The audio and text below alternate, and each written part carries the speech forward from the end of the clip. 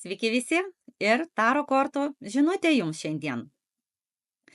Užkabinsim temą, užklausim taro kortų meilės problemos, taip, kurios atsitinka dažniausiai santykiuose tarp vyro ir moters. Ir šios dienos tema, žinot, kaip būna. Nerašo, neatsako į žinutės, kažkur dingsta. Ir vat jūs sėdit ir taip galvojat, ko čia iš jo laukti, ko tikėtis. Atsiras, neatsiras, ir aplamai ar gaišti savo laiką, rašyti jam ar nerašyti. Nu, žinot, taipgi būna. Tai vat užklausim taro kortų, ko iš jo laukti, ko tikėtis, ar atsiras aplamai, ar jums kažką daryti, ar čia gaišti savo laiką. O aš kviečiu jūs, būtinai spauskit mygtuką apačioje po šio video, mygtukas prenumeruoti ir šalia jo esantį varpelį. Tik tokiu būdu aš jums būsiu lengvai pasiekiama ir mano taro kortų būrimai. Žiūrim. Žiūrėkit dabar kokia situacija. O, taip, pykčio daug. Kodėl taip pykstat? Jūs pykstat, jis pyksta. Tarp jūsų, žinot, kaip būna tas, kaip katė juoda prabėgo tarp jūsų. Vat kažkokia tokia situacija labai panaši, kad tokia juoda katė prabėgo pro jūsų santykius, taip, kažkas įvyko tokio, galbūt nesusipratimas kažkoks, galbūt viens kitą nesupratote.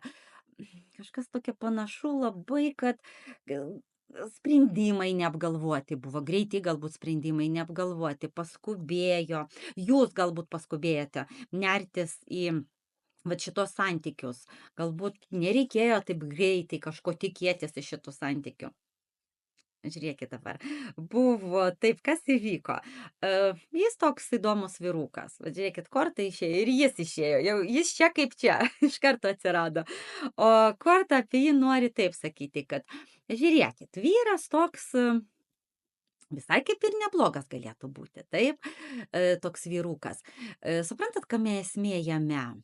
Esmė jame, kad jis kol kas galbūt netgi tikisi iš jūsų labiau kažkokiu pasilinksminimu, vat, žinot, pažaisti tokią lengvą, paprasto gyvenimą, lengvų pasimatymų su jumis, taip, susitikimų, lengvų paprastų, tiesiai šviesiai sakysiu, be įsipareigojimų. Galvokit, reikia jums ar nereikia tokio variantą, o jis toks. Ar gali jis keistis ir pasikeisti su laiku ir kažkokius kitoniškus sprendimus priiminėti? Mes tą užklausim. Bet aš noriu jūs pakviesti, jeigu jūs matote, kad jums šiek tiek sunku, arba, nerami esate, irzli esate per šitą, pavyzdžiui, situaciją, ar aplamai gyvenime kažkokių kitų tokių problemų turite, kas sukelia tokį nepasitikėjimą savimi, arba irzlumą, arba pyktį, taip ant visų norisi. Kaip subalansuoti savo gyvenimą, kaip atrasti gražius, puikius santykius, kaip tą visą padaryti ir finansiškai tapti stabiliai, aš kviečiu jūs įsigyti mano kurtus namų kvapus Elana jums. Va tokia dėžutė puikiai, aš jums parodysiu dėžutę. Tokia dėžutė, kad atpažintumėte. Mano šitos puikius kvapus jūs galėsite rasti mano puslapyje elana.lt. Skiltyje amuletai. Jūs rasite šios puikius nuostabius kvapus. Nuorodą elana.lt jums palieku po šio video apačioje. Būtinai spauskite. Leiskite tą savo padaryti. Užeikite į mano puslapį, apžiūrėkite, nebijokite apžiūrėti, paskaitykite viską, kaip veikia, kokia sudėtis, kaip naudoti. Tai yra kvapai amuletas, kurie padeda jums sustiprinti savo gyvenimą. Kaip jie veikia? Veikia jie per aromaterapiją. Tai yra ne tik, kaip sakant, žinot, skanus kvapas jūsų namams. Jie veikia ne tik tą orą jūsų, taip, o jie veikia ir jūsų vidinę būseną, nes jūs įkvepiat tą orą. Oras tas bus pripildytas jūsų malda arba mantra. Vat kas jums patinka. Ir gyvenimas keisis akimirksniu tik į gerą pusę. O dar iš mano rankų, su mano puikia nuotaika, energetika, jūs tikrai pasieksit ir santykių, ir meilės, ir pinigų savo gyvenime. Vat linkiu jums to iš visos širdies. Ir jūsų žmogui šalia jūsų, kuris randasi. Ir jūsų šeimai. Užeikit, tikrai įsigykit puikus, nuostabus kvapai. O mes žiūrim vis dėlto, o ką iš jo laukti, ką iš jo tikėtis, ko. Galbūt ką jis nori, ko jis nori. Jis gyvena dabar, kaip atrodytų, žinot, savo gyvenimą. Kaip bus, tai bus. Ar jis stebi jūs kažkur? Taip stebi. Taip, greičiausiai labai panašu, kad jūs stebi. Ir jis galvoja, ai gerai, parašysiu, vat laikas atsiras, parašysiu jai. Nebus to laiko, nerašysiu jai galbūt taip, ai gal pati parašys. Jo nuotaikos tokios kol kas, vat tokios. Bet iš tikrųjų jūs galvojate, jūs jau patikėjot. Žinot, kame esmė? Jūs pasijutot su juo kaip tokia laiminga moteris, ko nesat turėjusi anksčiau gyvenime. Jūs tokia buvot laiminga šalia jo, tokia patenkinta visapusiškai. Ir jis dingo. Ir viskas, kaip atrodo, kaip atrodo ir jūsų nėra. Taip, atrodo ir jūs sudužot. Korta sako. Galvojat, jūs dabar teisėt jį, jūs dabar pykstat ant jo, jūs dabar nagrinėjat tą jo kiekvieną kauliuką, kodėl jis taip pasielgė su jumis. Vat pas jūs vienintelis dabar tas klausimas, kodėl jis taip padarė. Kaip atrodo, surengėt jam tą nematomą teismą, bet jūs suprantat, kad, ta prasme, jūs savo viduje kankinatės ir jį ten kaltinat viskuo.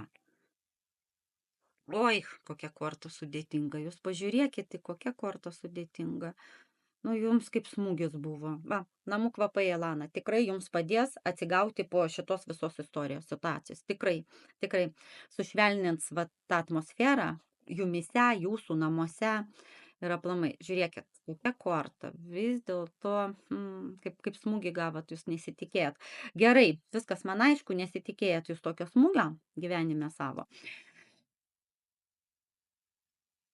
Na, korta sako, nėra taip, kaip jūs galvojate.